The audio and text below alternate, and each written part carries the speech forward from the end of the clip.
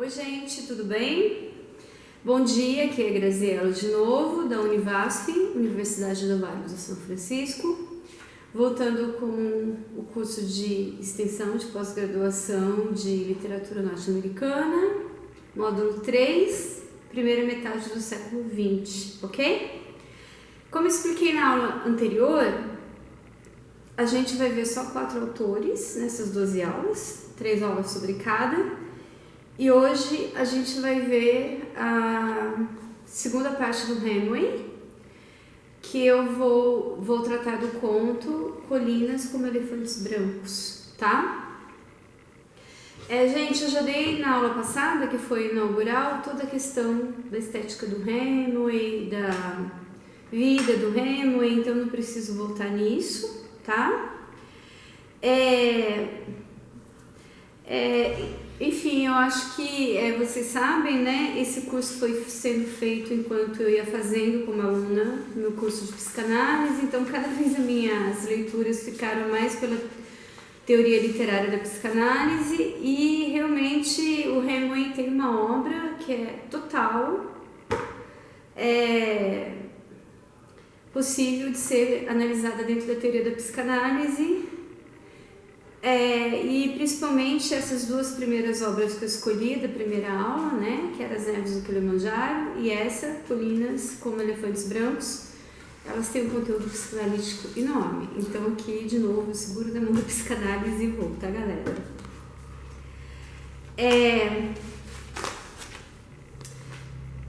Gente, eu vou abordar, eu já tinha falado, né, que o Hemingway, ele tem a capacidade de sintetização absurdamente genial na última aula. Na última aula a gente viu um conto longo do Hemingway, de 40 e poucas páginas, que foi As Neves do Kilimanjaro. Entretanto, esse conto de 40 e poucas páginas conta intensamente a vida inteira de um homem. Então ele é incrível por isso. Aqui ele faz uma coisa também incrível de outra forma, é um conto super curto, eu até vou ler muitas partes dele, eu vou ler mais partes dele do que não ler. Ele tem 4 páginas apenas. E aqui a gente não vê a vida inteira de ninguém, mas a gente vê um estudo completo sobre sonhos destroçados, né, gente? Vocês sabem que... Engraçado, tem muita redenção na última obra do Hemingway que eu vou abordar na próxima aula. Mas a gente sabe que tem muitos sonhos destroçados em todas as obras do Hemingway, como eu falei na próxima aula, na aula anterior. E essa é mais uma obra de sonhos destroçados, tá? Gente, tem 2 coisas muito interessantes sobre a linguagem do Hemingway nesse conto. Uma é que ele é quase inteiro composto por diálogos, tem poucas partes descritivas. Entretanto, como o Hemingway é gênio, todas as partes descritivas são absurdas. Todas as partes que ele descreve lugares, por exemplo, que é uma coisa que eu amo em literatura, elas são curtas, grossas e nocauteantes, tá? E maravilhosas e estupendas. E o diálogo, ele é curto, ele não é complexo e ele, como sempre, no Hemingway, no nocaute. Como é um conto muito pautado, tá? Ele é quase inteiro mesmo, quase inteiro, feito em cima de um diálogo. Ele é um excelente curso, um excelente conto para quem faz análise do discurso, tá? E esse conto, isso tem muito nas Neves do Kilimanjaro, mas aqui é muito mais intenso. Ele tem a teoria do iceberg, do Hemingway, que eu acho maravilhosa. Eu não sei como todo mundo aí, todo mundo não, a maioria da área de literatura, muitos já devem ter ouvido falar da teoria do iceberg do Hemingway. Vou explicar rapidinho para quem não sabe, assim, ó. Tá, isso aqui é um iceberg muito certinho que não existe. O Hemingway gosta de escrever assim, eu também, tá? Isso é para poucas pessoas que têm capacidade de entender, porque a maioria lê e fala, nossa, que bosta esse texto, não entendi nada. Aliás, elas não falam, não entendi nada. Elas não têm a capacidade de entender que elas não entenderam nada.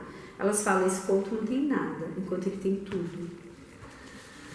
Então, a teoria do iceberg do Hamel é o seguinte, isso aqui é a ponta do iceberg.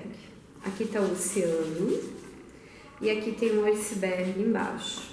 Eu não lembro as proporções, mas eu acho que ele fala assim, o iceberg é dividido, talvez eu esteja viajando, mas é mais ou menos um negócio assim, gente. O iceberg tem 8 partes. A primeira parte aparece em cima da água. Todo o resto, você tem que ser uma pessoa bem inteligente, culta e erudita em literatura para entender o que está embaixo do iceberg, porque é muito mais importante, tá? Aqui é só uma pista de tudo que está embaixo. Então é um trabalho de detetive, ok? Isso eu adoro. Vocês sabem que eu gosto de coisas góticas, de detetive, de suspense, de filmes de terror e tal. Vamos lá. Então, começando, esse é um conto que dá poucas. Para quem não saca de literatura, ele dá poucas informações. Para quem saca de literatura, ele dá enormes informações maravilhosas, importantíssimas que você desdobra. Como ele é muito um iceberg, esse conto, tá? Só a pontinha de informações está ali, ele é muito aberto à interpretação. Quando eu preparei a aula, eu concordo na interpretação da maioria dos críticos literários, entretanto, tem uns idiotas que falam que não dá para saber nada sobre o conto, para mim dá para saber tudo. Mas os críticos literários concordam num ponto e eu vou me aproveitar disso. Eles concordam que é um conto super aberto à interpretação. Então, aqui, eu quero colocar a minha interpretação do jeito que eu quero, psicanalítica. Valeu, galera? Eu vou fazer isso, vou aproveitar porque ele me dá espaço. Gente, eu vou ler algumas partes em inglês, outras em português, o que for. Eu não sou uma pessoa boa de tradução. Eu teria que estudar muito para ser uma... Assim, se você pedir para eu sentar e traduzir tudo, eu traduzo, é claro. Não traduzo James Joyce e Finnegan's Wake. Mas até uma complexidade, assim, das piores obras do Faulkner. Tranquila a tradução. Mas eu demoro para achar as melhores palavras em português para tradução. Eu tenho que fazer uma tradução com calma. Então eu teria que estudar muito para ser aquela tradutora de eventos, tá? Da tradução simultânea. Então algumas partes eu vou ler em inglês, porque vocês todos são alunos de inglês. Tem um conto na plataforma Moodle em inglês e em português, tá? E algumas coisas, principalmente diálogo, que é a linguagem sempre muito simples e rápida do Hamel, não tem muito como não achar a melhor palavra, daí eu leio em português, tá? Entretanto, eu vou seguir aqui a questão cronológica do conto e vou colocando os pontos literários, especialmente a partir da teoria literária da psicanalítica, tá? Gente, para quem é um novo no curso, eu não sei que faculdade que vocês fazem e tal, tem algumas faculdades que acham que ensinar literatura é apenas ensinar a história da literatura, tá? E daí fica muito difícil uma análise profunda da literatura. Por isso que existem as teorias literárias. As teorias literárias vêm sempre de uma fonte filosófica ou sociológica ou de estudo linguístico, tá? Então a gente pode ver uma obra literária através dos olhos do marxismo, através dos olhos da psicanálise, através dos olhos do estruturalismo. E daí você tem que ver o que é mais legal para a obra, o que vai render mais em termos de análise. Para mim, Colinas como Elefantes Brancos rende mais uma coisa que eu vou fazer pouco aqui, que seria uma visão estruturalista do conto, tá? Que daí vem mais a linguística. E a teoria psicanalítica, né, que é o que eu trabalho hoje mais, ela é perfeita para o conto. Então eu vou utilizar essas duas coisas, tá?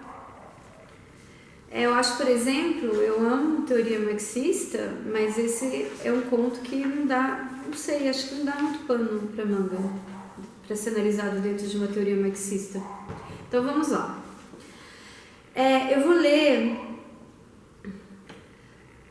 o pequeno parágrafo de 1, 2, 3, 4, 5, 6, 7, 8 e meia linhas, que abre o conto, que é uma descrição da locação do conto, tá? E que é divina. E que alguns críticos literários idiotas não conseguem ver isso. Eles acham que a linguagem do Remo é muito simplificada. Sim, ela é muito simplificada. Dentro dessa simplificação dele, existem todos os nocautes que ele nos dá. Aqui é o nocaute de beleza e de uma beleza devastada, que o Remo ele trabalha, como eu sempre digo, com a devastação do ser humano e da sociedade. Aqui ele coloca isso na própria estética da abertura do conto, tá? Eu vou ler em inglês essa parte, tá? Porque se eu fizer essa tradução, ela não ia ficar tão boa como uma tradução bem feita com o tempo. Então vamos lá. The hills across the valley of the Ebro were long and white. On this side there was no shade and no trees, and the station was between two lines of rails in the sun. Close against the side of the station there was the warm shadow of the building and a curtain, made of strings of bamboo beads, hung across the open door into the bar, to keep out flies. The American, the girl, with him sat at a table in the shade outside the building. It was very hot, and the express from Barcelona would come in 40 minutes. It stopped at this junction for 2 minutes and went on to Madrid. Ok. Gente, aqui, nesse pequeno trecho, olha a riqueza desse pequeno trecho, 8 linhas e meias. Eles estão num lugar muito lindo, que são as colinas do Vale do Ebro, que ele chama de longas e brancas, tá? O branco é um simbolismo nesse conto por causa dos elefantes brancos.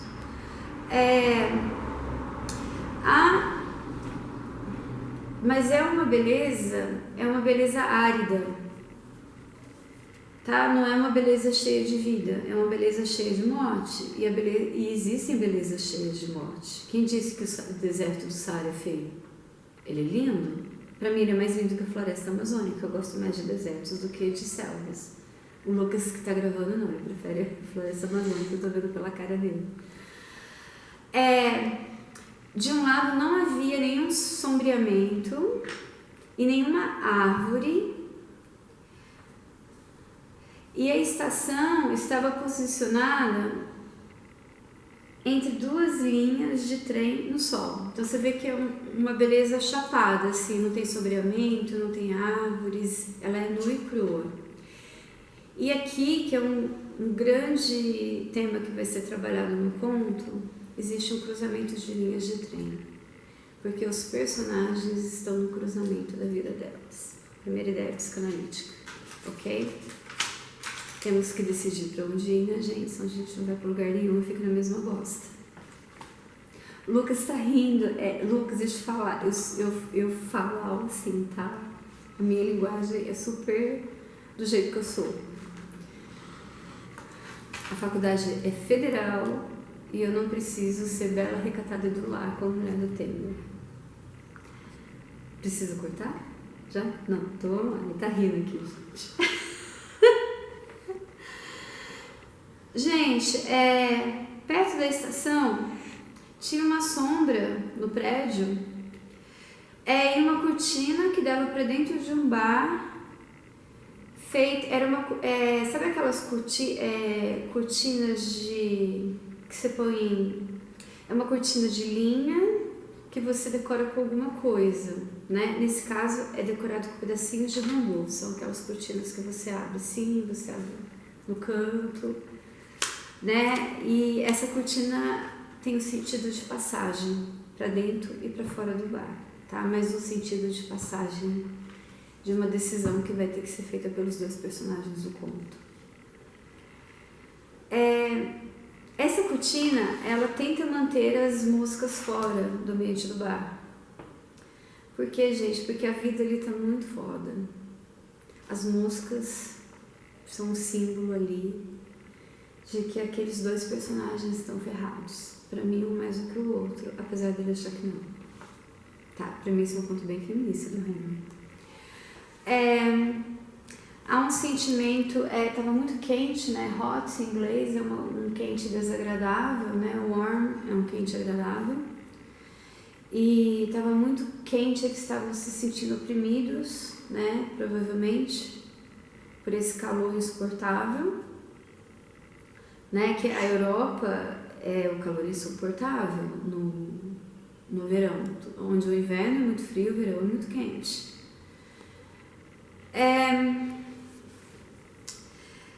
E tem uma passagem de trem, tá? Tem um trem que vai apenas de Barcelona para Madrid, mas a gente vai ver que a viagem que esses personagens vão ter que conduzir é uma viagem muito mais complicada que apenas uma viagem de trem de Barcelona para Madrid. Então, aqui a gente vê a riqueza absurda, enorme, louca, de 8 linhas e meia, tá? O quanto que a gente pode tirar de 8 linhas e meia, que está na ponta desse iceberg, que uma pessoa que não ama literatura, não lê com atenção, não conhece teoria literária, não consegue enxergar. Mas graças a Deus a gente consegue, né, gente? Não que a gente seja melhor que ninguém, mas a gente ama literatura, então a gente tem um prazer na vida que outras pessoas desconhecem. Daí começa realmente a questão dos diálogos, e que ela merece uma análise do discurso, e é pelo diálogo que a gente vai entender a psicologia do personagem e a análise psicanalítica do conto, tá? Então esses diálogos eu vou traduzir e vou pautando as teorias, tá? Que eu tenho sobre o conto, as hipóteses, na verdade, conto aberto. O que nós devemos tomar? A garota perguntou. Ela tinha tirado seu chapéu e colocado sobre a mesa. Tá muito quente, o homem disse. Vamos tomar cerveja? Daí o homem, ele é o único que fala espanhol, tá? Ela depende dele pra... não se fala se ela é americano ou não, dá a entender que sim, pra mim, pode ser que não, mas ela não fala espanhol. Ela precisa dele para sobreviver ali na comunicação. Daí ele fala 2 cervejas...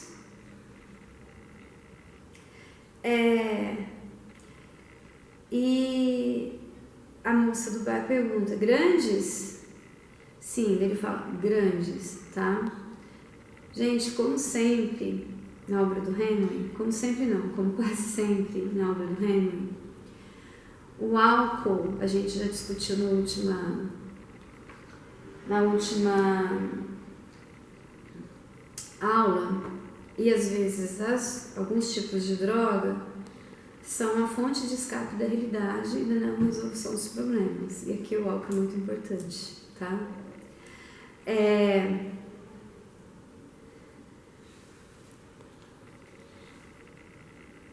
Daí chegam as cervejas, né? E a menina tá olhando nessas tais colinas que estão ali na distância, que são brancas, né? Estão meio chapadas ali naquele terreno meio árido.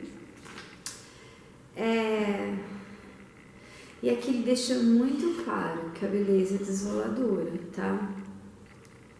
Porque eu vejo nesse conto muito pessimista um tanto de beleza e redenção, que eu vou chegar no final. Não sei se o Hemingway pensou nisso, se ele pensou que era apenas uma desolação, mas eu penso que é uma redenção. Vamos ver. Então ela pensa sobre as colinas, ela não fala. Elas estavam brancas sob o sol e como em tradução simultânea. E o espaço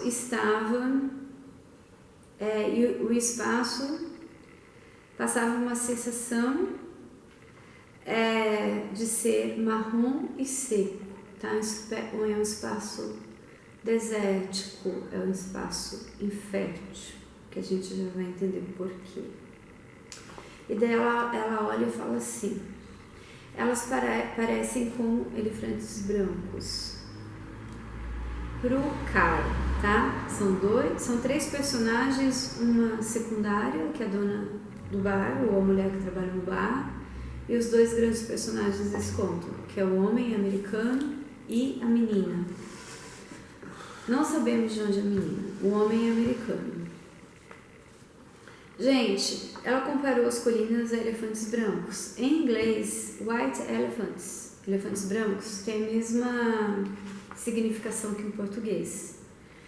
Um elefante branco pode ser algo muito bonito. Imagina um elefante branco, né? Não existe, mas se existisse deveria ser um animal lindo, você não acha? O meu cameraman acha. Mas a gente não tem onde colocar um elefante branco. O elefante branco só vai atrapalhar, a gente não sabe o que fazer com o elefante branco, a gente não tem como alimentar o elefante branco. O elefante branco é sempre utilizado como símbolo de algo que vai atrapalhar muito nossas vidas, né? Mas nem tanto. Calma aí, galera. Daí o cara, tomando cerveja, fala assim, nunca vi um. Daí a menina fala, eu gosto de falar, gente, como eu acho que eu estou conversando, tá? Porque pra mim, se ela fala assim, tá? Vou fazer aqui meu teatro. Não, tentar. Elas parecem como elefantes brancos. Ele fala, nunca vi um. Tomando cerveja, né? Nunca vi um. Ela fala assim, você não deve ter visto mesmo. Gente, quando fazia o corte aqui da câmera, né? Porque ela não filmou muito tempo, o Lucas, que tá filmando pra mim, tá? O Lucas é meu aluno no inglês. Quantos anos você tem, Lucas? 17. Ele tem 17 anos e ele é um menino brilhante, tá? Ele assim, eu fico assustada. E ele me deu uma informação muito... eu fiz coraçãozinho pra mim, que lindo. A gente, vocês não aguentam, né? Minhas conversas com das câmeras meio e câmeras... O Lucas me deu duas informações importantes. Uma que me fez refletir, outra que eu não sabia. Que eu não sabia é o seguinte, se não me engano, existiram sim elefantes brancos e eles foram mortos pelos homens. Eu vou checar isso quando eu descer e tiver internet. E ele disse assim, né, a expressão em português, o elefante branco na sala. E isso me fez refletir sobre uma coisa. Um elefante branco na sala realmente é uma merda, você não tem nem onde andar. Entretanto, a menina, ela não vê o elefante branco na sala. Ela vê colinas com elefantes brancos. E como eu expliquei na aula anterior, para o Hemingway, o que está na montanha, em várias obras literárias dele, é algo belo, sagrado e forte. O que está na planície, que é o caso, e a gente já viu que uma planície, que é um lugar bem chapado, desértico, nesse lugar ficam os fracos, tá? Nesses lugares ficam os fracos, às vezes fracos até de forma física, os doentes, mas especialmente os fracos de cabeça, tá? Os fracos de coração, os covardes. Então isso me fez pensar numa coisa sobre a análise do conto que eu não tinha pensado, tá, Lucas?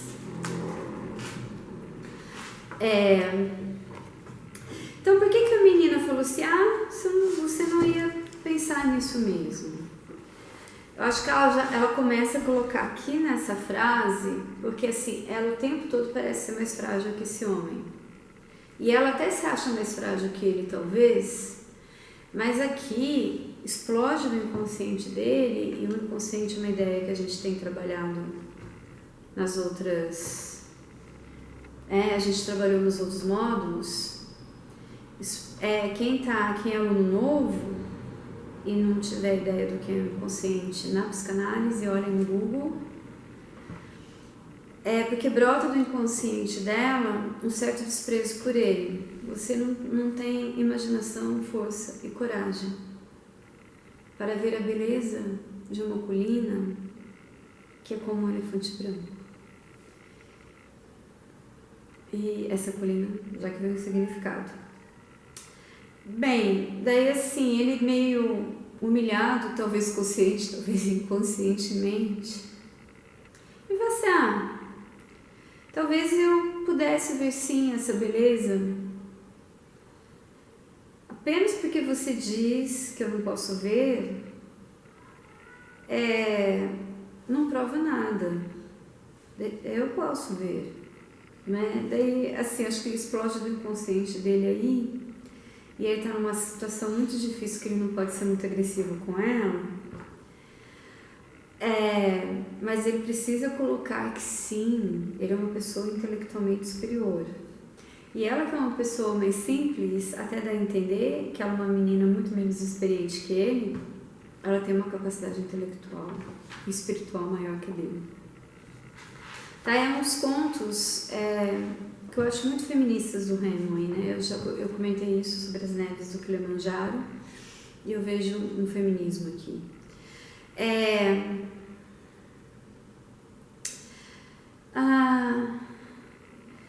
Daí começa aqui uma coisa que eu gosto muito,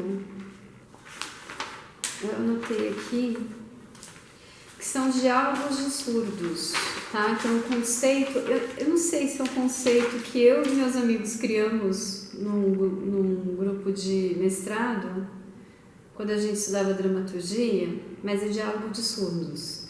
É quando duas pessoas conversam, mas elas já estão tão distantes uma das outras que elas falam para si mesmas, para elas afirmarem para si mesmas as ideias que elas têm, e não para realmente discutir e conseguir, através de uma parceria, um trabalho em conjunto, chegar em alguma coisa que façam com que elas permaneçam juntas, tá? Elas já estão se afastando. Isso é um recurso muito, muito, muito utilizado nas peças do russo Chekhov. Eu não sei se algum crítico literário colocou esse nome, Diálogos de Surdo, talvez seja gente que no mestrado tenha dado esse nome, não lembro.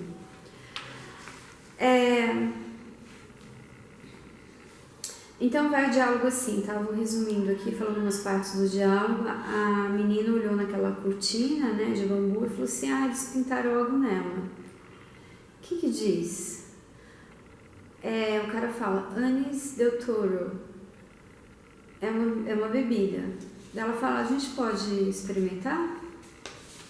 Daí o homem grita pra mulher, né, a mulher, escuta, vem aqui. E a mulher sai do bar e fala, né, que custa 4 reales, deve ser o dinheiro, reais, né, reais.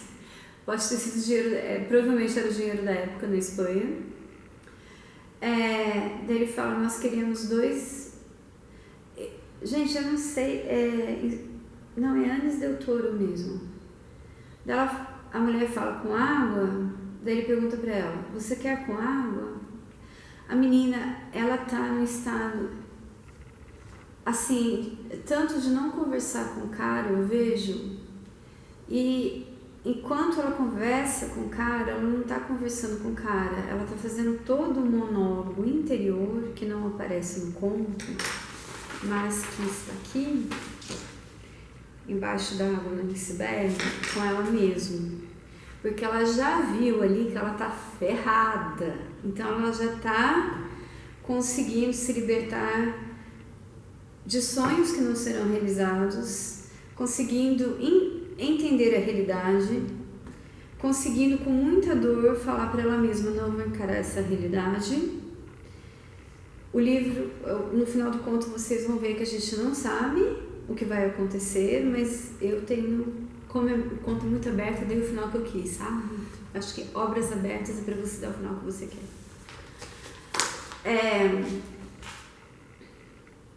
Daí ela tá tão alienada da conversa, mas não alienada dentro dela, que ela fala assim, não sei, é bom com água?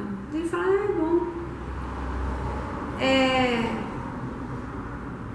Daí a moça pergunta pra ela, né, vindo assim, com água, sem água o quê? Ó, eu não tô indo no rolo de vocês, eu preciso só saber se eu ponho água ou não, porque coitada, ela tava só vendendo uma bebida. Daí ela pergunta, né, daí a menina pergunta pro cara, você quer com água? Daí o cara fala assim, sim, com água. Daí vem com água pra ela e ela falou que, parece um licor. Ela bebe e põe o copo pra baixo. Um licor, ok? O licor é uma bebida, eu gosto de licor, é uma bebida fraca. Eu não gosto de bebida forte. Entretanto, ela fala, parece um licor, uma bebida fraca. Isso é importante. E ela fala assim, é tudo assim, né, meio licor. Apesar de eu gostar de licor, eu vejo que o que ela fala aqui é que a vida é uma bosta, tudo parece um licor, uma coisa fraca, ninguém tem força. Não, desculpa, quem fala que é tudo assim na vida é o cara, né, daí ela fala assim, tudo parece um licor mesmo. Especialmente as coisas que você quis por muito tempo, como absinto. Absinto é a bebida mais forte que existe. Inclusive aqui no Brasil, o teor de álcool não pode ser do absinto verdadeiro, que é eu acho que o absinto verdadeiro é mais ali do leste da Europa, indo para o Oriente, né? Que é um grau de álcool absoluto, então é uma experiência muito intensa. E ela desejava essas experiências intensas na vida dela. E ela tá vendo que tudo vai ser uma bosta com o licor.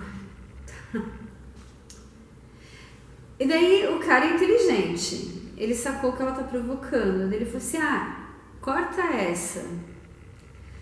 Daí já começa a ir aí pra uma briga. A briga, ela nunca vai ser violenta, tá? Porque o cara tem um motivo muito importante para não deixar as coisas saírem do controle. Ela fala assim, olha, você que começou, eu estava me divertindo, eu estava aqui de boa. Ele fala assim, bem, vamos tentar ficar de boa. Já que eu vou falar pra vocês por que ele quer ficar de boa, tá? Com ela. Ela fala assim, beleza, eu estava apenas tentando fazer algo, eu vi as montanhas e para mim elas pareciam como elefantes brancos. Você não acha que ela é branca? Daí ele concorda, sim, é branca. Tá precisando concordar, gente. Tá? Se fosse outra situação, ele ia falar, não é branca porra nenhuma. Daí ela fala, bem, eu queria experimentar essa nova bebida. É tudo que a gente faz, não é? A gente só apenas olha as coisas e bebe novas bebidas, não é? O que está implícito aqui no iceberg, por baixo da água? Ela fala que eles olham as coisas, eles não fazem as coisas, tá? Eles não têm coragem, especialmente ele vai ficar implícito para mim, eles não têm coragem de bater o martelo e falar não. Para fazer as coisas, a gente precisa assumir responsabilidades na vida. Ideia psicanalítica, tá, gente? Estou trabalhando muito isso nesse semestre da psicanálise, vocês vão ter que ficar escutando isso o tempo todo. E como eles fogem das coisas que dá vergonha até mesmo a eles não ter coragem de fazer, bebendo álcool, Henry, sempre. Mas é verdade, ele fala a verdade. Vocês estão vendo, é um diálogo tão vazio, por cima, mas por baixo, um diálogo intenso, violento, tá? Daí ela olha para as montanhas de novo, ela insiste. Daí é muito legal que ela vai sacaneando ele. Porque eu falo sacaneando ele, gente, porque ele é um podre, tá? Já que vocês vão ver. E ela não é. Essa aqui é uma das obras em que o Hemingway coloca os homens fracos e as mulheres fortes, o que é muito comum na obra dele. Me faz pensar muito sobre o presente, desculpem, meninos. As montanhas são lindas, né? Ela diz, olha a provocação. Mas ela diz assim, pra mim, nesse tom de voz, as montanhas são lindas, né? Elas... Muito importante. Olha, na verdade, eu não acho que elas parecem com elefantes brancos, não. Eu apenas quis falar da cor delas. Ela quis dizer que um elefante branco não é necessariamente um elefante branco. Depende de onde ele está, com quem ele está. Se ele está no meio da sua sala, ocupando todo o espaço que existe na sua pequena sala, ele sim é um problema. Se ele for uma colina maravilhosa, ele é uma coisa maravilhosa. Ele não é um estorvo na sua vida. Daí o cara não quer continuar por esse caminho, não. Já que vocês vão saber por quê. Tô dando suspense, né, gente? Eu espero. É a minha intenção. Daí, álcool. Vamos tomar outro drink? Ah, tudo bem. Daí vem uma onda de calor insuportável para a mesa, né? Mais uma ideia daquela opressão do calor.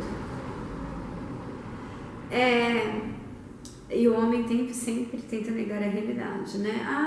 A cerveja é legal e fresca, ela é fresquinha, ela alivia. Eu não sei, ela é fresca, ela alivia. Daí entramos aqui na grande questão do conto. Gente, a gente cortou. O Lucas me disse que essas conversas... Como é que você chamou? Conversa vazia. Essas conversas vazias são muito comuns. São mesmo, né? Triste. O Lucas me falou outra coisa, gente. Quando eu mostro o iceberg, ele não aparece na câmera, fica um branco. Então eu vou aproximar o iceberg para vocês verem. Aqui, ó. Tá muito podre o desenho, mas aqui, ó, tá mais fácil.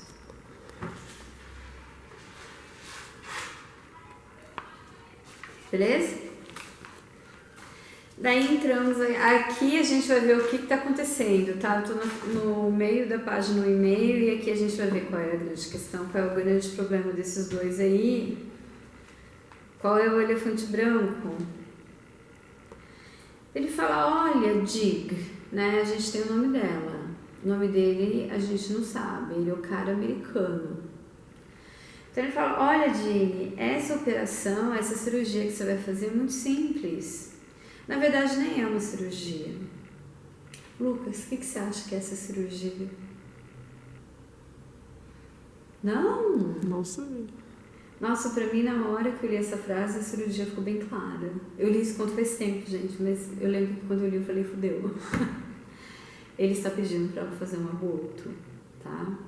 Alguns críticos não conseguem ver isso, gente. Isso pra mim é tão claro, tá? Que o elefante branco é o bebezinho. E daí, é claro, né, a cirurgia é muito simples, não é ele que vai passar por ela, não é ele que vai passar por um aborto. Um aborto não é uma coisa simples, o aborto é uma coisa muito complicada e a gente nem sabe por quantos meses ela está.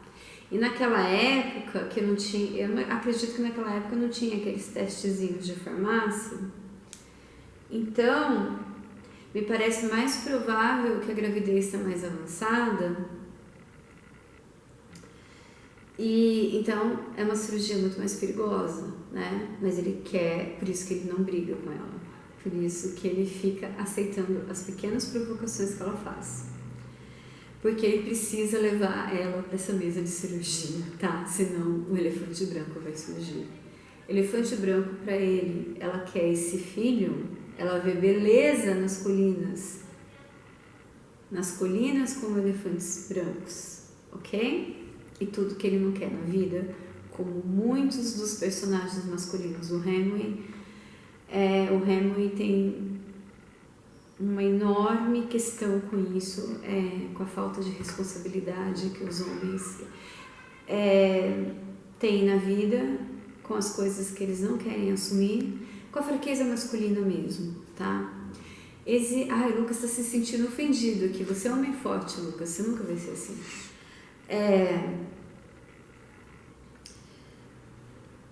E sempre uma heroína que no começo da história parece fraca, e ela é sempre silenciosa, ela é na dela, mas na hora que termina o conto a gente vê que ela é uma mulher muito mais forte que o parceiro dela. É uma questão do remo aí, tá, gente? E é uma questão, acho que da sociedade moderna. Vamos lá.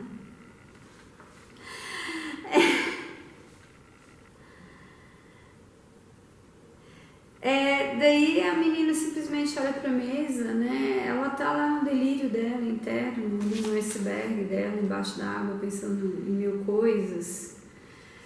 E ele fala: olha, Dig, eu sei que você não vai se importar com isso. Na verdade, isso não significa nada.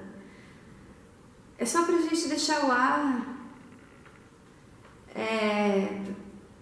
correr entre a gente, é só pra gente ter uma relação mais leve, sabe? Tirar esse filho que ela não quer tirar. Então, assim, é pra deixar realmente a vida dele mais leve, sem responsabilidade, sem coragem, do jeito que ele quer viver. Eu não tenho nada contra isso. Qualquer pessoa pode escolher isso na vida. Porém, tente não engravidar a mulher com quem você está, né? Porque daí, quem carrega o piano sozinho é a mulher.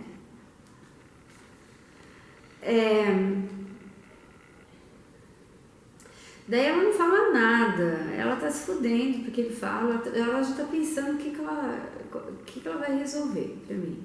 Pra mim ela já tá pensando assim, ó, esse cara é um fraco, a gente não vai ficar junto, eu estou sofrendo, eu sonhei com esse cara, eu quis uma relação com ele, mas ele é um cara fraco, não dá pra ficar com ele. E ela tá em luto por isso, mas ela já tá pensando pra mim em como ela vai resolver isso, né? Até a possibilidade de ter um filho ou não. Então ela não diz nada, né? The girl did not say anything. Daí ele fala: eu vou lá e vou ficar com você o tempo todo. Eu falo assim: e depois? O que você vai fazer depois da cirurgia? Eu falei assim: a gente vai ficar bem depois, como nós éramos antes. Ela fala: sério? Você acha mesmo isso? Sim, porque esse é o único problema que existe entre a gente, tá? Ele esqueceu que ela é uma mulher forte, em primeiro lugar, porque eu respeito as mulheres que têm filho. Elas têm... eu não respeito... Não é que eu não respeito, eu não acho correto mulher que tem filho por imposição da sociedade. Entretanto, uma mulher que quer ter filho porque quer, eu respeito demais. Porque depois do dia que você tiver um filho, você nunca mais vai ter sossego na vida se você ama esse filho. Você vai sempre ter medo dele morrer antes de você, falando em palavras bem claras. E ele não quer nada com a vida. E tudo bem, ok? Meninos, principalmente, não assistiram aula. Tudo bem um cara querer viver sem nenhuma responsabilidade. Só não engravide a mulher que esteja com você, tá? Por favor. Né? E é claro que essa relação não ia sobreviver. Porque ela é uma mulher forte o suficiente para ter filhos. Em algum momento ela vai querer um homem forte o suficiente para ter filhos ao lado dela. E ele não é esse homem. E eu acho que ele também tá louco para despachá-la logo, sabe?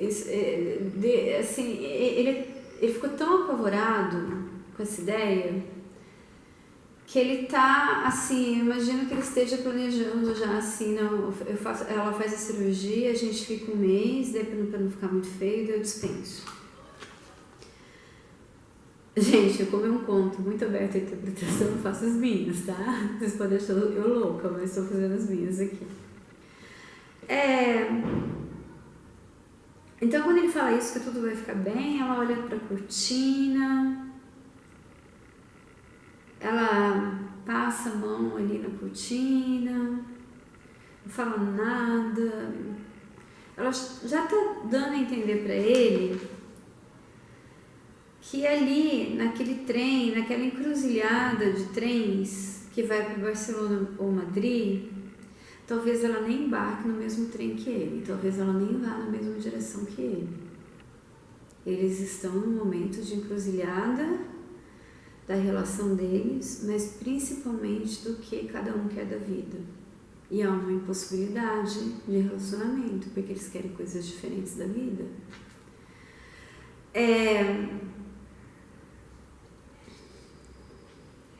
E daí, né, ele na canalice dele, ele fala assim: e eu acho que depois da cirurgia a gente vai ficar bem feliz. Não, desculpa, ela fala, né, ela fala assim, eu vejo ela falando bem ironicamente, né, depois da cirurgia a gente vai ficar bem feliz. Ele fala, não, com certeza, a gente vai ficar bem feliz. Você não tem que ter medo. Por quê? Porque ele precisa pôr ela nessa mesa de cirurgia, gente, pelo amor de Deus, já imaginou? E as pessoas vão saber que o filho dele ele não assumiu, ele vai ser covarde. Ele fala assim, conheço milhares de pessoas que fez isso. Acho que ele conhece mesmo, porque os amigos dele devem ser tudo do tipo dele. Isso eu acredito nele. Lucas está rindo aqui, horror, gente. Lucas, eu te acho um homem muito forte, muito responsável, tá? Ó, ganhou do coraçãozinho. Nossa, eu ganhei até um...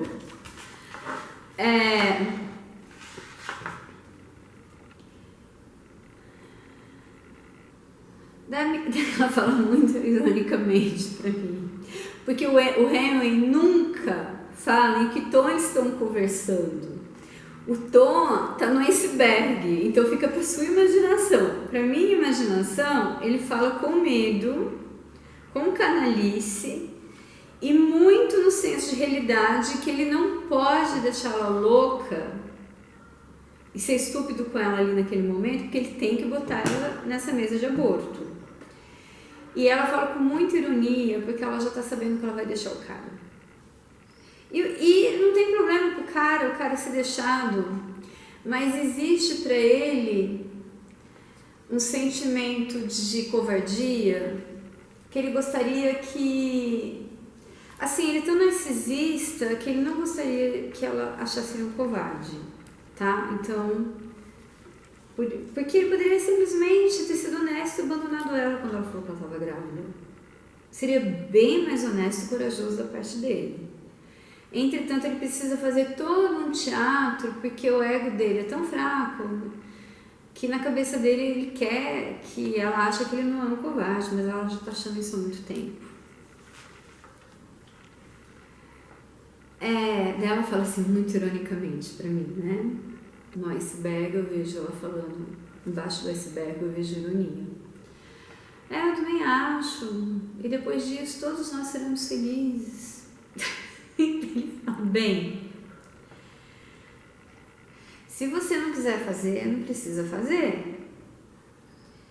Eu nunca faria você fazer algo que você não quer, mas eu sei que essa cirurgia é perfeitamente simples.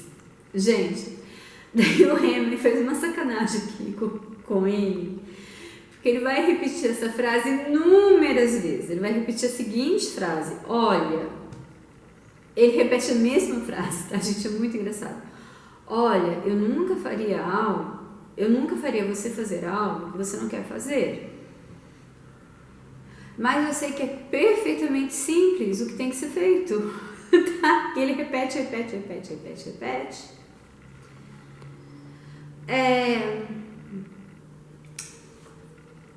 E daí, né, eu nem sei se é ironia, talvez seja apenas um confronto, né, do que a gente chama de princípio da realidade. Quem não sabe o que é princípio da realidade pro Freud olha. né? Porque tem aluno novo. Você e se eu fizer isso, nós seremos felizes e as coisas serão como elas sempre foram e você vai continuar me amando, né? Ele falou assim, eu amo você agora. Você sabe que eu te amo. Você eu sei. Mas se eu fizer isso, as coisas serão legais de novo.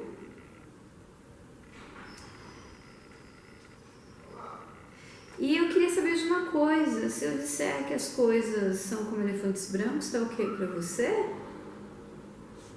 Olha a provocação dela, a provocação no que pra mim, no iceberg do Bergman, é um jeito de falar muito tranquilo, muito irônico e muito ofensivo, que ele merece essa ofensa.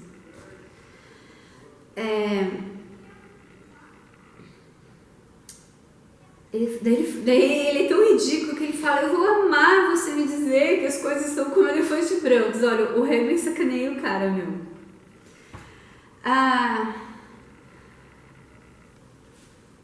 Eu amo essas suas ideias agora, mas nesse momento eu não posso pensar sobre isso.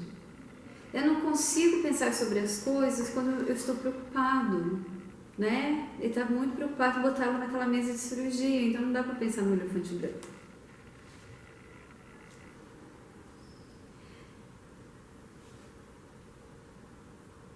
E dela falou assim...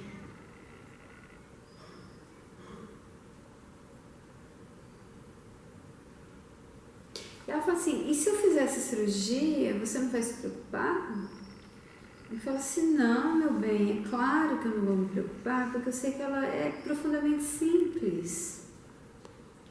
Ela fala assim, eu vou fazer isso porque eu tô um pouco me lixando pra mim. Ela tá assim, ela tá se martirizando, ele se vitimizando, mas eu acho que no inconsciente dela não tá, não. Daqui a pouco, a gente já tá chegando no fim do ponto, tá, gente? Pra não ficar muito grande. Daí ele assusta com essa frase dela. Eu não me importo comigo. Daí ele se assusta com essa frase. Né? Ele sabe que ele tem imbuído muitas ideias perigosas. Ele fala, o que você quer dizer com isso? Eu quero dizer que eu não me importo comigo. Bem, eu me importo com você. Ah, sim, sim. Mas eu não me importo comigo. E eu vou fazer isso e tudo vai ficar ótimo.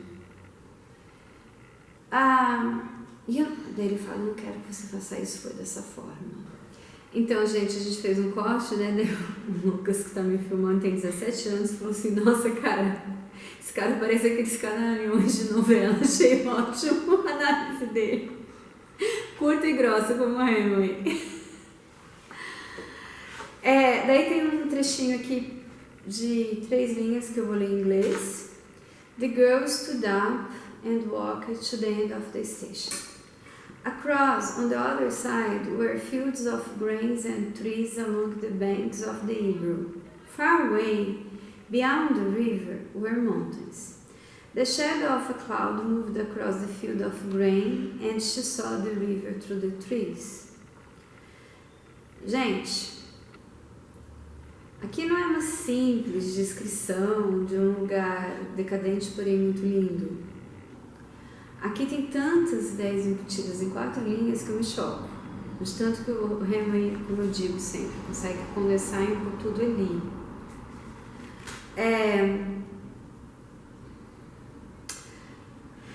Ela caminhou até o fim da estação. Me parece ali que ela está pensando, para onde que eu vou? Eu vou para esse lado ou vou para aquele? Eu vou para o lado desse fim aqui ou eu vou pegar o lado oposto que vai para o outro lado? Daí, do outro lado, né, tinha uma plantação de grãos e daí aparecem as primeiras árvores. E árvores nas margens do Ebro. Bem distante ali no rio, tinham montanhas. Lembre, as montanhas são os lugares sagrados para o Hemingway, são lugares para os fortes.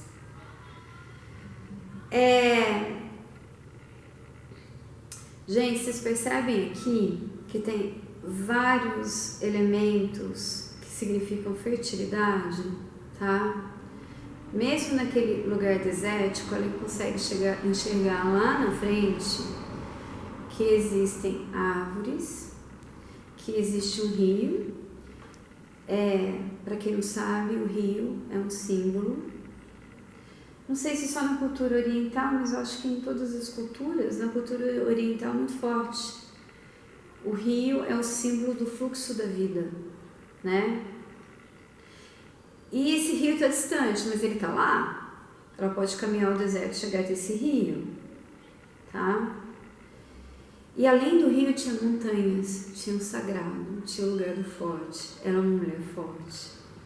Ela está vendo, nem que seja de uma forma inconsciente, que depois ela vai elaborar racionalmente, como a gente diz em psicanálise, que talvez ela seja forte para mandar esse cara ir às favas e ter o filho sozinho. Ela sabe que isso não vai ser fácil. Por quê?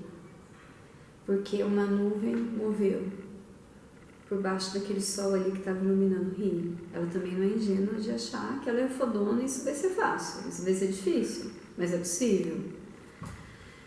E ela vê de novo uma plantação de grãos, né? Depois a nuvem. Então prevalece, não a nuvem, prevalece o grão, que é símbolo de fertilidade.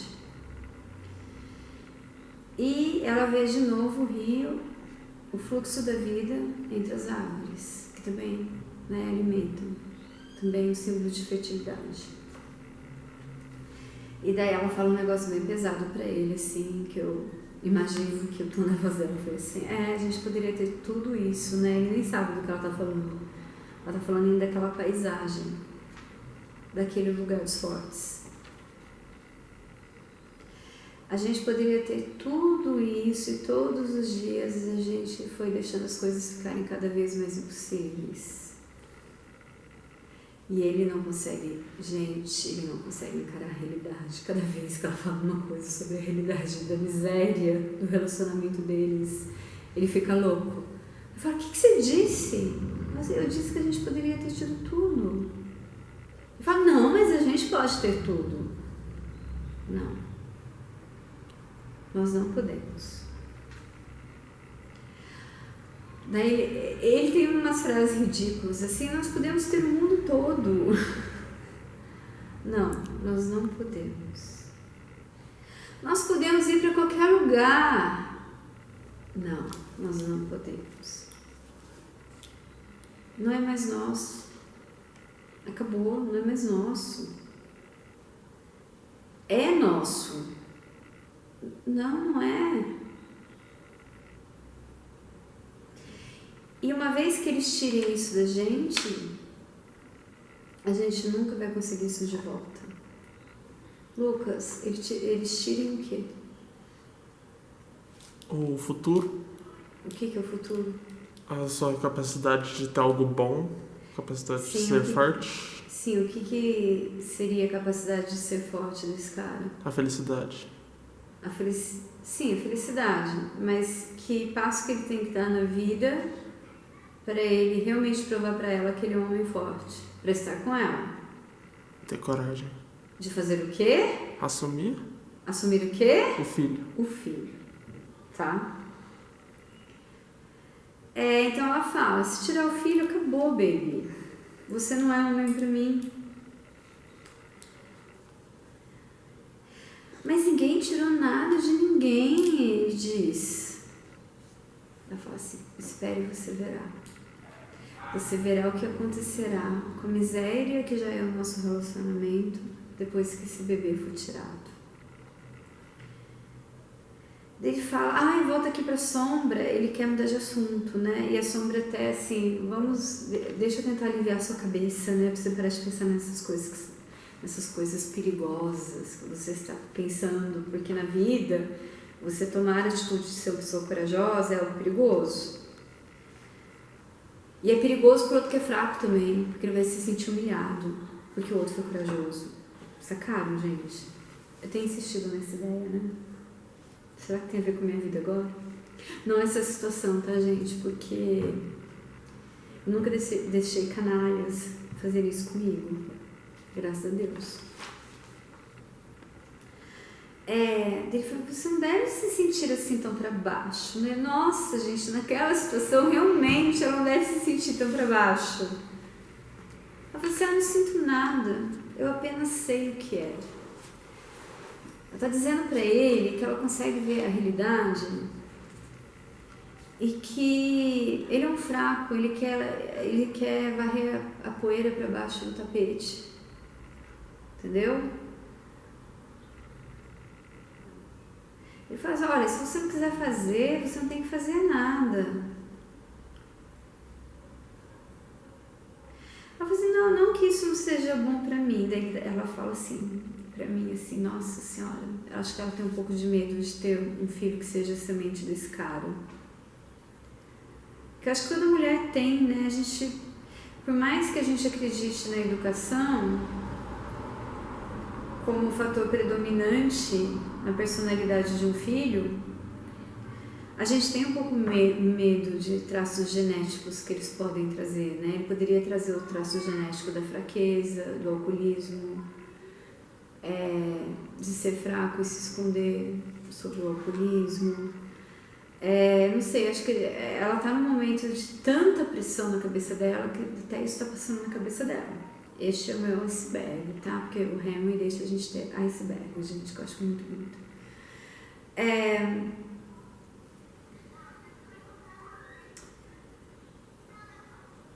Ela quer mudar de assunto, sabe? Para ela parece que meio que o assunto está encerrado. Posso tomar outra cerveja? Ele vê que o assunto está encerrado para ela. Ele vê, eu não sei, me parece sim que ele está se fudendo se ela vai embora. Acho que o que realmente machuca ele é que ela vai embora sabendo que ele é um fraco. Isso ele não queria. Ele queria fazer todo um teatro para sair bem na fita, para sair bem na novela, como o Lucas disse. Mas ele não vai sair bem na novela, gente. Daí ela pede uma outra cerveja. Ela fala assim, dá para você pedir uma outra cerveja? Ele fala, certo, mas o que você não entende... Ela falou assim, eu entendo. Eu entendo, a garota disse. Você pode parar de falar, por favor? Daí que começa um diálogo muito bom.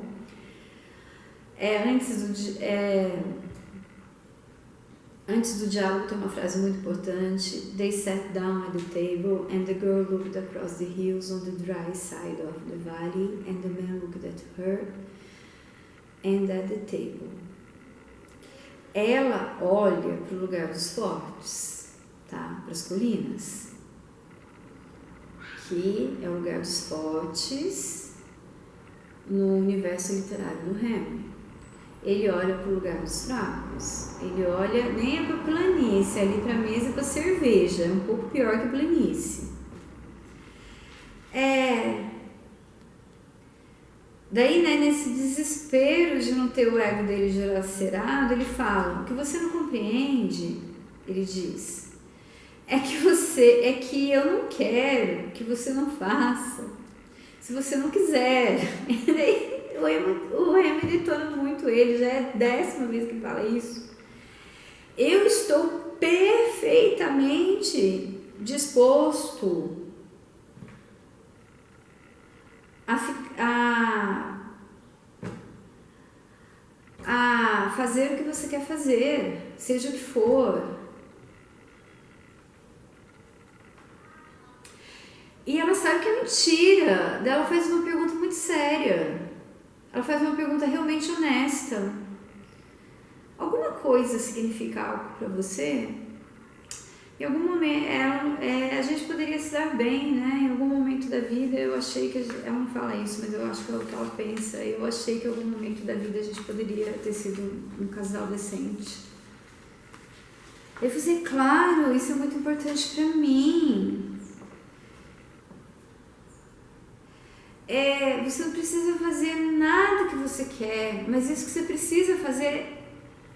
que você não precisa fazer, mas você precisa fazer, mas você não precisa fazer, mas você precisa fazer, ele tá louco. é perfeitamente simples. Como é perfeitamente simples, ela precisa fazer. Daí ele fala que é perfeitamente simples, vai ficando cada vez mais ridículo.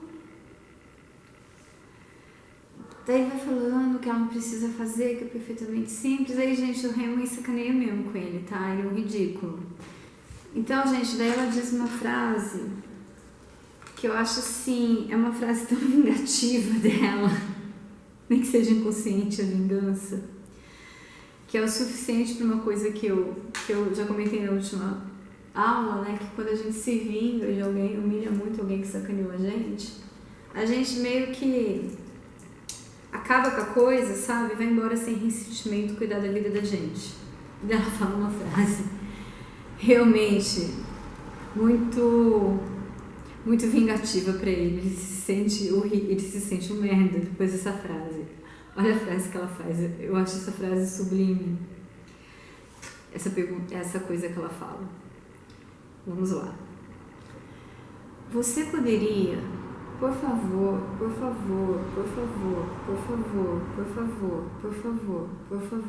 parar de falar?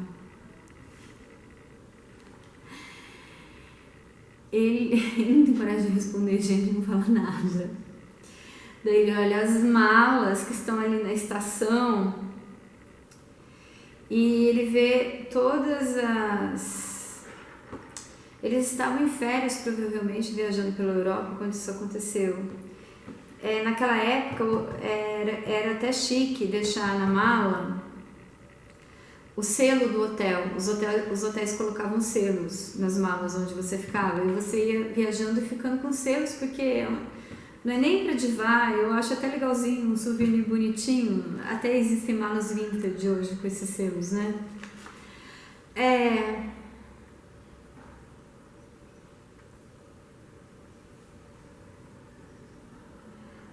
E ali ele tá pensando, pra mim, ele tá pensando se ela vai pegar o trem pro outro lado, sabe? Eu acho que ela não vai partir com ele, não. Ela vai deixá-lo e daí ele não vai saber se esse filho nasceu ou não.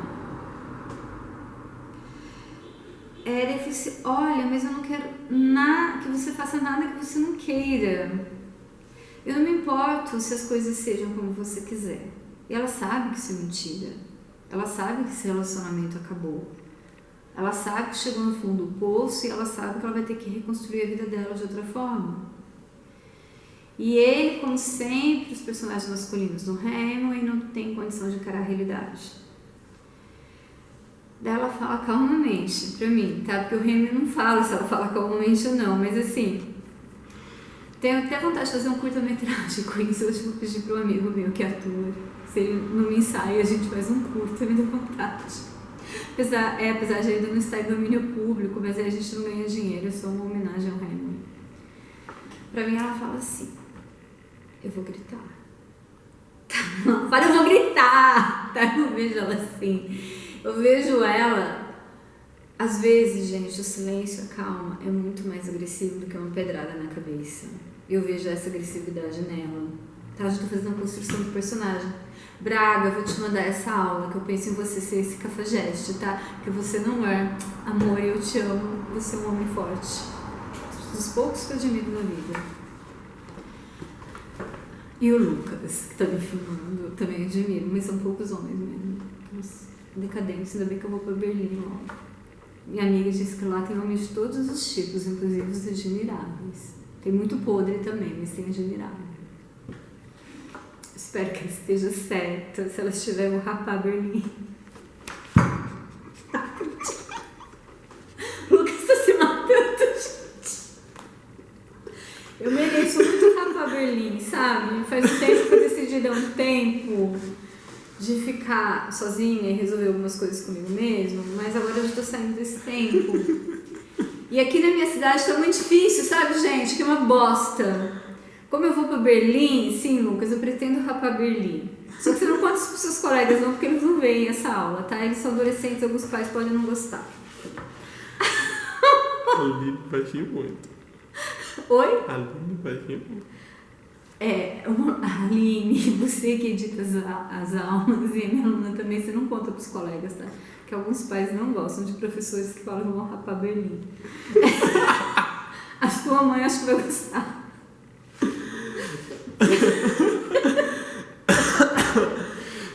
Então ela diz, olha, cara, vou gritar. Cala a boca, senão eu vou gritar, tá? Daí a mulher chega com mais cerveja, né? Dizendo que vai chegar em 5 minutos, a situação já tá muito foda. E a menina realmente não fala espanhol. Ela falou, o que ela disse? Que o trem chega em 5 minutos. A menina sorre gentilmente para a mulher do bar, porque elas veem ali como que é mais difícil, às vezes, ser mulher do que ser homem. Porque quando você tem um filho na barriga e não quer tirar, você vai carregar o piano sozinha, e um piano não é leve. Por mais que você ame esse piano, o piano não é leve. Eu não tenho filho, mas eu tenho certeza que se um dia eu tiver, eu vou amá-lo muito.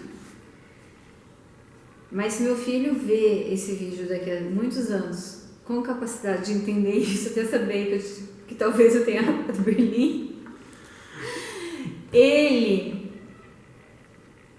não tem... Talvez, filho futuro, não tem nenhum problema você ser pesado, tá? É que eu sou uma mulher forte que consigo ver a realidade. Um filho é algo que você ama intensamente, mas é um piano pesado. Como será o seu, né? Nessas possibilidades futuras tão distantes, que se acontecerem, acontecerão.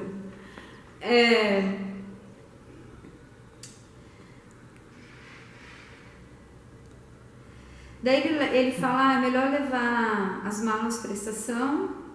Ela sorri para ele, para mim é um sorriso assim, tá tudo certo, sabe? Já resolvi o que eu vou fazer na minha vida.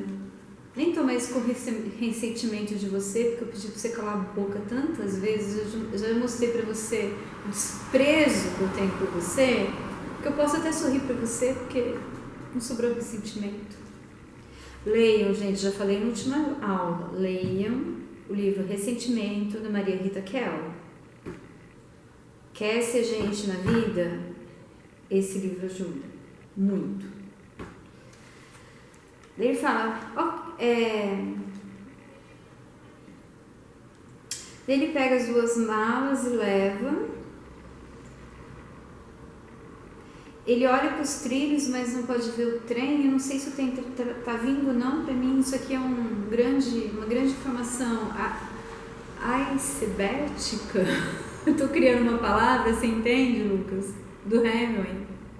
Porque talvez em psicanálise a gente estuda isso. Às vezes a realidade é tão dura que a coisa está na nossa frente, literalmente, em carne, em osso, em concreto, em veludo, no material que for, a gente não consegue ver, a gente apaga da memória, porque a gente não consegue processar a realidade. Talvez esse trem esteja vindo, ele não viu, ele só vê o trilho.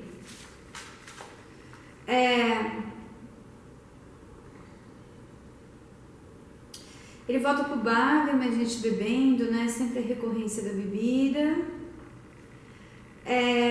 Ele bebe outra vez o anis.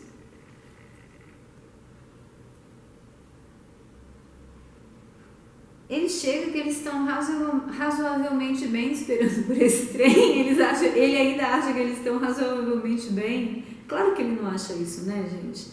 Nem que seja no inconsciente que a gente estudou e não no nosso lado racional. Ele sabe que a coisa não está bem. Talvez ele não saiba no racional, porque ele pode ser burro o suficiente para isso, mas no inconsciente ele sabe.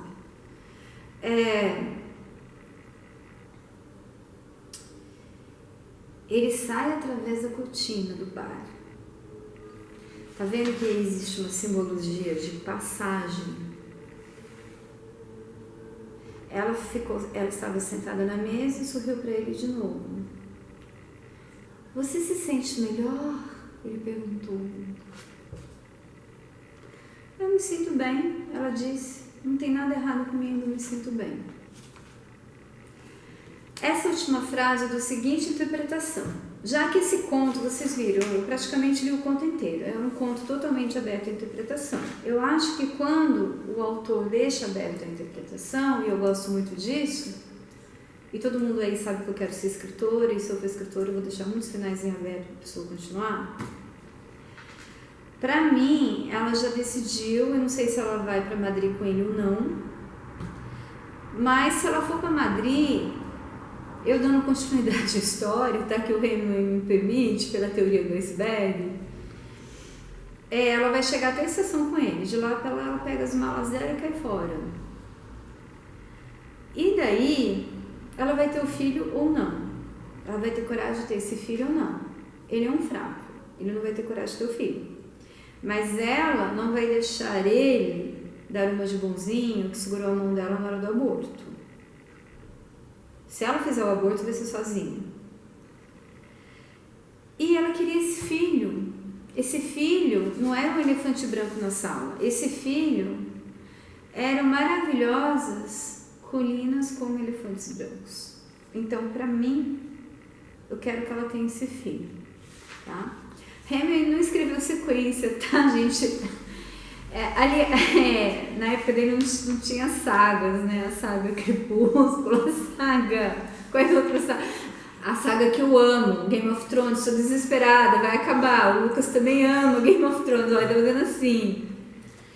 Mas eu tô super tranquila com Game of Thrones acabar, porque a história vai continuar na minha cabeça, entendeu? Não vai acabar, a não ser... Eu vi um negócio que o George Martin falou que eu fiquei preocupada.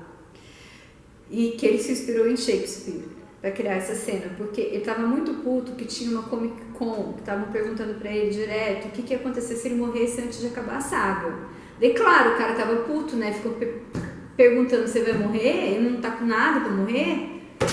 Mas ele é velho. Ele falou assim, olha, eu vou deixar para vocês a cena final, tá?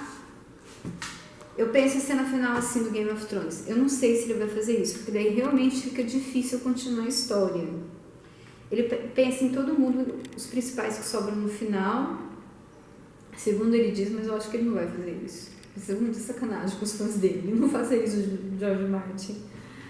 Ele pensa em um cemitério, onde todos estão enterrados, anos depois da última guerra. Eles estão enterrados sob o mesmo solo, os corpos estão igualmente putrefados. E no final cai a neve sobre esse solo. É um final lindo, não é? É um final de uma peça de Shakespeare, né? Que fala que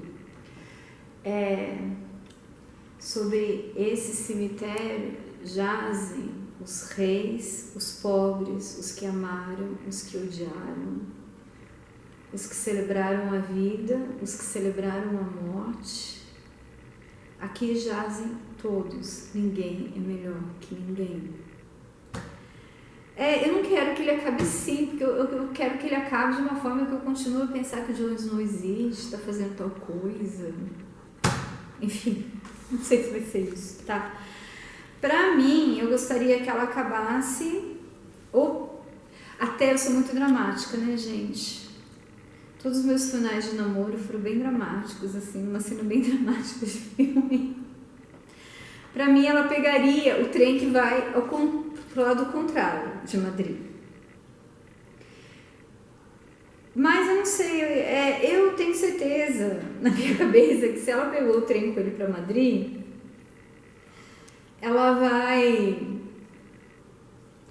Eu tenho certeza não, né? A minha criação que o iceberg do Bergman permite. Ela vai deixar ele na estação, ela vai ter o aborto ou não. Se ela tivesse aborto, não vai ser segurando na mão desse covarde.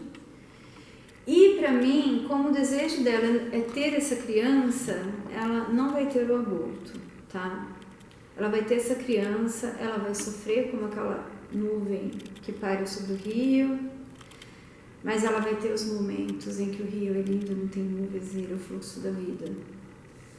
E o filho dela vai ser tão lindo como uma colina com elefantes brancos, ok? Gente, eu vou ver se eu eu fiz uma leitura diferente agora, porque o conto era tão pequenininho que eu peguei o próprio conto e fui dissecando. Porque o outro conto, por exemplo, era enorme, eu tive que anotar os tópicos e falar do conto. E dar dar breves explanações sobre a história do conto. Aqui deu para fazer, o conto tão pequeno que deu para fazer uma leitura ponderando parte a parte. Vou ver se eu esqueci de alguma coisa. Gente, aquele livro estava comigo semana passada, sumiu aqui em casa, eu não achei hoje. Tem esse conto também. Tive que imprimir da internet, eu imprimi de um site legal que veio algumas perguntas. Deixa eu ver se eu não falei sobre algumas. Gente, de qual ponto de vista a história é contada? É claro que é contada do ponto de vista da menina. Enquanto o cara tá lá se acovardando de pensar na própria vida, ela tem um diálogo com ele que aparentemente não significa nada. Ela tem um monólogo interior que não aparece no livro, porque está embaixo das águas profundas do iceberg, onde ela faz toda uma revisão do que foi o relacionamento deles, de que o relacionamento deles acabou, de que aquele cara não é homem para ela, de que ela vai ter que dar um jeito na vida dela, ou sozinha ou com outro homem, que talvez ele encontre, talvez não. Enquanto a gente cortava aqui, o Lucas me falou, né, da simbologia linda do rio. Ele me falou várias coisas que eu pensei, como o rio realmente simboliza a fertilidade, a vida e a vida que floresce, e os caminhos da coragem. Ele falou, por exemplo, deixa eu lembrar, um que eu lembro aqui agora, que eu acho muito bonito, isso tem em muitas histórias literárias, tá? A criança jogada fora no rio, ela sempre é acolhida pela mãe que a merece. Então foi Moisés, né? Moisés foi jogado no rio por uma mãe que não o queria. Na história ela queria, só que ela não podia, porque senão ele ia ser escravo. Tá, ela queria, porém não podia porque ele ia ser escravo. Daí é complicado, né, gente? Eu tenho uma tia que fala, eu concordo, teve filho, cria, mesmo que seja escravo. Mas, enfim, ele foi jogado no rio, então você pensa, né, uma criança jogada no rio, coisa horrível, vai morrer. Mas por quem ele é resgatado? Pela rainha que vai fazer dele, que vai criar ele com todo amor e fazer dele Moisés, né? Outra coisa que você falou, outras duas simbologias do rio. Jesus Cristo no Rio Jordão. Jesus Cristo foi batizado no Rio Jordão. E tem a divindade. Rômulo e Remo lá da história de Roma. Sim, Roma foi fundada por duas crianças que estavam no rio e foram resgatadas por uma loba, certo? A loba, gente, é o símbolo da coragem, né? Você fala assim, a mulher é uma loba, ela é muito corajosa. Deixa eu ver se outra pergunta vale a pena responder. Não, a outra sobre o iceberg, eu já falei bastante. Falei sobre, né, a encruzilhada da estrada, o significado do título, né? Montanhas como elefantes brancos. Um elefante branco só é ruim na sua sala, porque realmente você não pode se movimentar. Montanhas como elefantes brancos são lindos. Para aquela menina, aquele filho que ela estava gerando era lindo.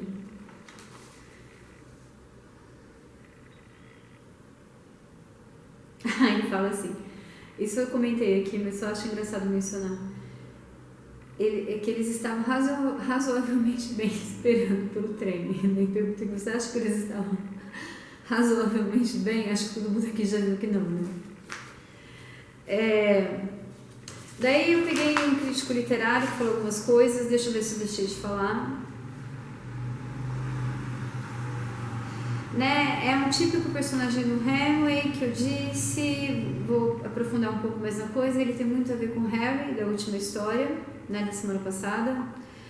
Ele é um homem durão, que tem conhecimento do mundo, que parece ter controle sobre si mesmo e que tem todas as situações nas suas mãos, mas na verdade ele é confuso, ele tem sentimentos de indiferença pelos outros, ele não é capaz de amar nem a si mesmo nem o próximo. ele evita qualquer dor, né? Ele é o tal do, que a gente comenta aqui, quem é aluno novo, olhe o significado da psicanálise, ele é o total princípio do prazer, uma dorzinha ele não pode, mas como sabemos, estudando o princípio do prazer, quem não suporta a dor e evita todas, na verdade dilacerado todos os dias.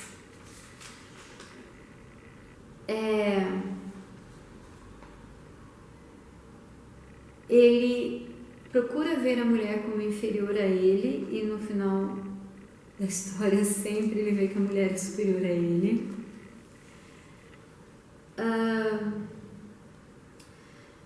Diz aqui que a maioria dos críticos falam que sim, eles estão vão para direções opostas, seja ali pegando trens em direções opostas, ou seja, chegando na estação de Madrid e cada um seguindo para o seu lado.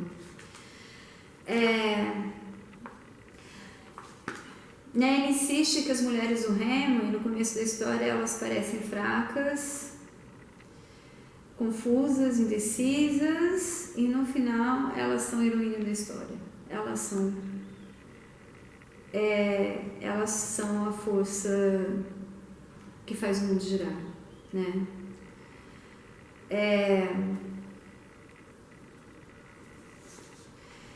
E que sempre essa mulher se torna forte quando ela consegue entender as circunstâncias, olhar para a vida com a realidade e tomar a decisão que precisa ser tomada para que ela quebre algo na vida dela que não lhe sirva e que a partir daí ela comece a caminhar de novo sobre o mundo, e como ela jogou fora o que não lhe serve, ela terá espaço para talvez achar algo que lhe serve e colocar em sua vida.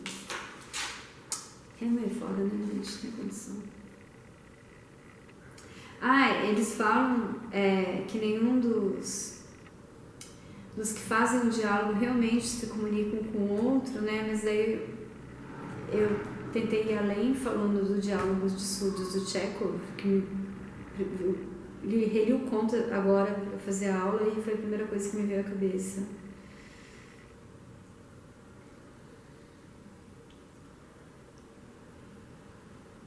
Ele fala que a melhor frase do conto é essa: por favor, esse crítico, por favor, por favor, por favor, por favor, por favor, por favor, por favor. Aqui ele fala menos, lá acho que são 12 vezes. Pare de falar isso, né? No conto do Hemingway é um pouco mais intenso, né? Como um leitmotiv da história e da obra do Hemingway, o escape da realidade pela via do álcool e das drogas, né? Aqui nesse conto é só do álcool, em várias obras do Hemingway pelas drogas também. Fala da simbologia da bebida, né? Do licor e do absinto. Eu gosto muito mais de licor do que absinto, mas para mim isso não é importante, entendeu? Mas a metáfora que ela faz é muito interessante. Eu não quero uma vida de fraca, eu quero uma vida de forte. Eu não quero licor, eu quero absinto.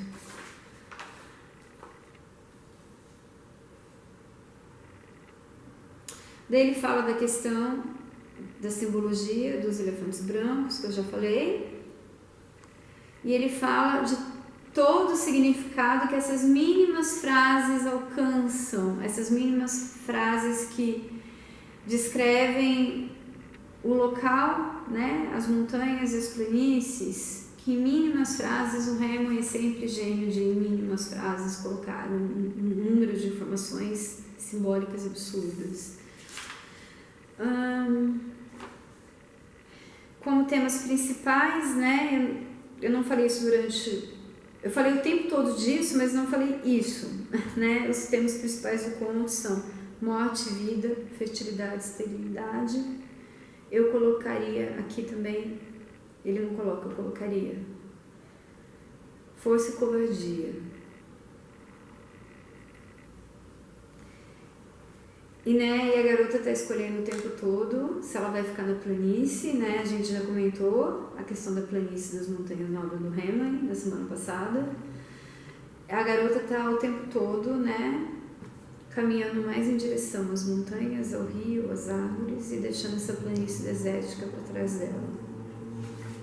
Ele fala da teoria do iceberg, que esse é um dos contos do Hemingway que mais mostra a teoria do iceberg, que eu concordo completamente.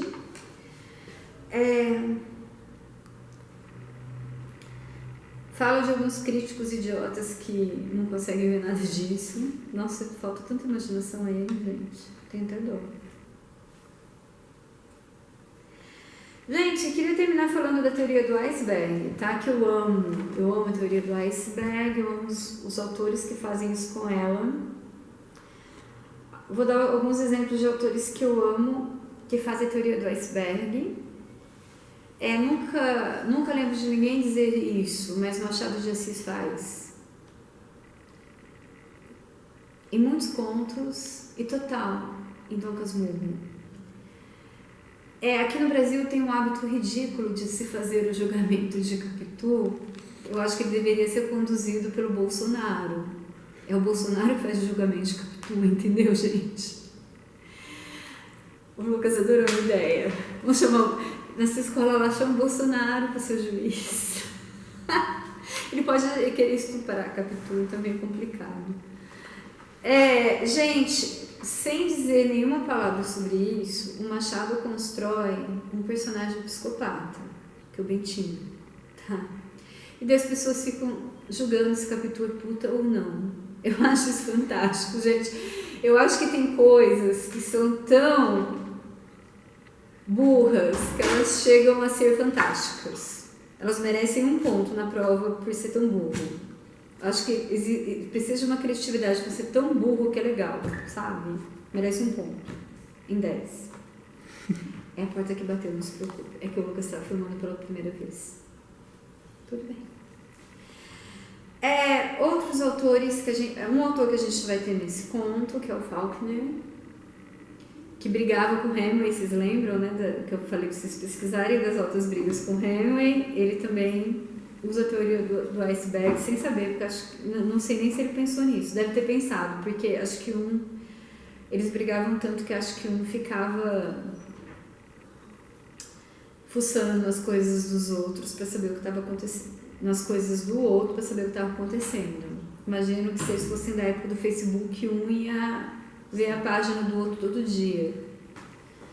Outro é um autor maravilhoso, né, que não vai ser abordado em nenhum curso, que não é minha especialidade, mas ele faz isso, que é o Julio Cortázar, que também é um nocauteador de contos. Agora, eu amo autores que não fazem, gente. Eu queria dar 2 exemplos, eu pensei, vou dar pelo menos 2 exemplos para os meus alunos queridos. O meu livro, eu não sei, fico pensando qual é o meu livro preferido na vida. É On the Road, de Jack Kerouac. Que não tem teoria do iceberg, tem pequenos icebergs flutuando, mas não é uma teoria do iceberg. Um que não tem teoria do iceberg, é tudo muito claro, e eu sou enlouquecida por esse livro, ele é desse tamanho, não sei quantas vezes eu já li, porque é um prazer absurdo ver aquele mundo encantado que ele constrói, que é o nome da Rosa do Humberto Eco, não tem teoria do iceberg ali, e é fantástico. Então você não precisa ter teoria do iceberg para ser fantástico. Tem uma autora americana que ela produz um livro a cada 10 anos, por isso ela não é tão celebrada, contudo ela é um gênio, que é a Dona Tartt. Até recentemente eu vi o Stephen King fazendo uma entrevista sobre ela. Eu gosto muito também de literatura comercial, adoro Stephen King, mas eu acho que no futuro ele vai ser colocado no cânone da literatura americana. Ele fala, porra, eu adoro a Dona Tartt. Pode fechar a porta se você acha ruim. Ah, tá, é que tá ruim mesmo o trinco. Pode deixar o barulho, não tem problema. Os alunos nem passou o caminhão aqui hoje, estou tranquilo. Os alunos sabem que a gente tem problema de acústica aqui, né, gente? Que é a Dona Tartt. Ele fala, porra, eu adoro os livros da Dona Tartt, mas só tem 3, porque ela leva uma década para escrever. Cada um, ela escreveu um dos 20 aos 30, ela escreveu, dos 20 aos 30. Depois veio um